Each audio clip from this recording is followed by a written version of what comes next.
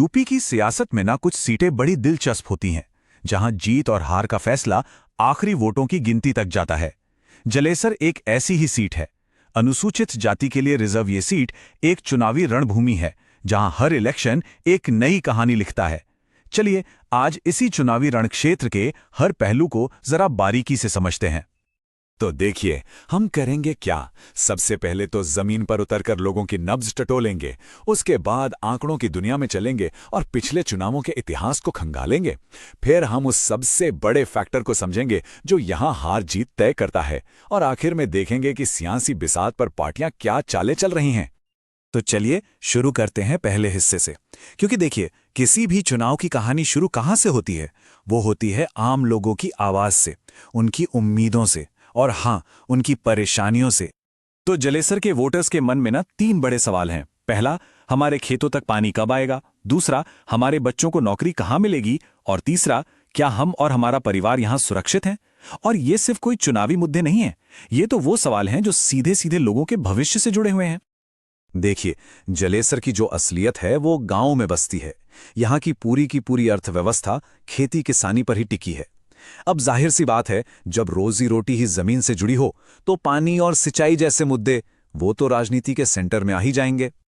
तो ठीक है, हमने जमीनी हकीकत तो समझ ली।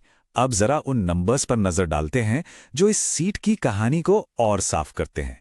क्योंकि राजनीति में इमोशंस जितने जरूरी हैं, उतने ही जरूरी होते हैं फैक्ट्स और आंकड़े।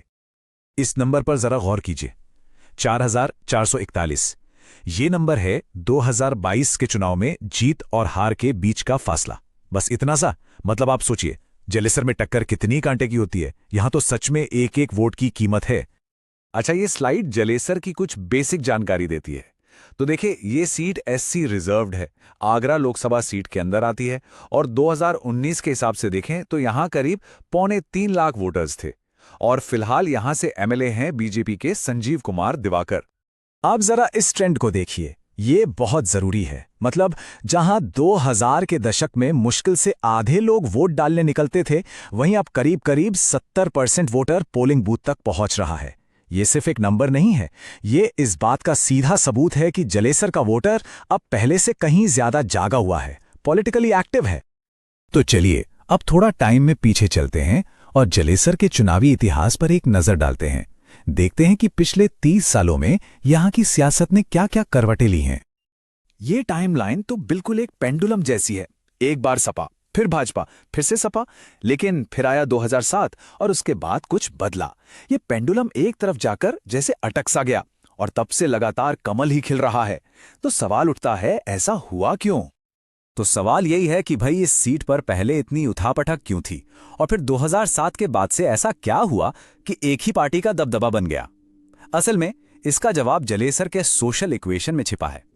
और अब हम आते हैं उस सबसे बड़े फैक्टर पर जो जलेसर में असल में हार जीत का फैसला करता है, और वो है वोट ब्लॉक्स का शिफ्ट होना। मतलब वोटरों का एक पार्टी को छोड़कर दूसरी के पास जाना। देखिए, इस पूरी पहेली का जवाब आपको सपा और बीजेपी की सीधी लड़ाई में नहीं मिलेगा। असली कहानी तो एक तीसरी बड़ी ताकत के कमजोर पड़ने में छुपी है, और वो ताकत है बहुजन समाज पार्टी यानी बीएसपी। बसपा के वोट का बिखरना ही वो टर्निंग पॉइंट था जिसने जलेसर की पूरी पॉलिटिक्स का खेल ही बदल दिया। जरा इन आंकड़ों को देखिए। 2007 में बीएसपी का वोट शेयर यहां करीब 27.5% था, मतलब एक बहुत ही मजबूत बेस। लेकिन 10 साल बाद 2017 आते आते ये वोट शेयर सिंगल डिजिट में सिमट गया। इसका सीधा मतलब यह है कि 1/4 से भी ज्यादा वोटर अचानक से एक नए राजनीतिक ठिकाने की तलाश में था। और यहीं पर हमें दिखता है कि कैसे दोनों मुख्य पार्टियों ने इस मौके को भुनाया। बीजेपी ने क्या किया? उन्होंने बीएसपी के इस बिखरते वोट बैंक में से गैर जाटव दलित वोट और सवर्ण वोट को बड़ी सफाई से अपने साथ जोड़ लिया। दूसरी तरफ सपा की पूरी स्ट्रेटजी इस बात पर टिकी है कि वो अपने कोर एससी ओबीसी वोट को तो साथ रखे ही, साथ ही सरकार के खिलाफ जो नाराजगी है उसे अपने पक्ष में लामबंद करे। तो चलिए अब इस पूरी सियासी बिसात को समाजवादी पार्टी के नजरिए से देखते हैं, जो यहां मुख्य विपक्ष है। उनके लिए क्या चुनौतियां हैं और क्या मौके हैं? ये जो स्वॉट एनालिसिस है, ये पूरी पिक्चर को एकदम साफ कर देता है। देखिए, सपा की स्ट्रेंथ क्या है? उनका मजबूत जमीनी कार्डर और उनका जो traditional SC OBC vote bank है। कमजोरी, काफी टाइम से यहाँ पावर से बाहर हैं, तो जाहिर है रिसोर्सेज का भी एक गैप है। मौका कहाँ है? किसानों और युवाओं में जो गुस्सा है, जो शिकायतें हैं, वो एक बड़ा अवसर है। और सबसे बड़ा खतरा वो है बीजेपी का मजबूत संगठन और उनका विकास का नैरेटिव। तो लब्बो-लुबाब ये है कि जीत का फॉर्मूला एकदम क्लियर है। जो भी एंटी इनकम्बेंसी यानी सरकार के खिलाफ जो वोट बिखरा पड़ा है, विपक्ष को उसे एक साथ लाना होगा। और इन सब अलग अलग वोटों को जोड़ने वाला फेविकॉल क्या हो सकता है? वो हो सकते हैं जोरदार तरीके से उठाए गए लोकल मुद्दे। तो आखिर में जलेसर की अगली चुनावी लड़ाई इसी एक सवाल पर आकर टिक जाती है कि क्या सत्ताधारी पार्टी का विकास का बड़ा नैरेटिव जमीन पर मौजूद लोगों के छोटे छोटे गुस्से और शिकायतों पर भारी पड़ेगा? क्या एक बड़ा सपना जीतेगा या रोजमर्रा की तकलीफें? इसका फैसला तो जलेसर के वोटर ही करेंगे।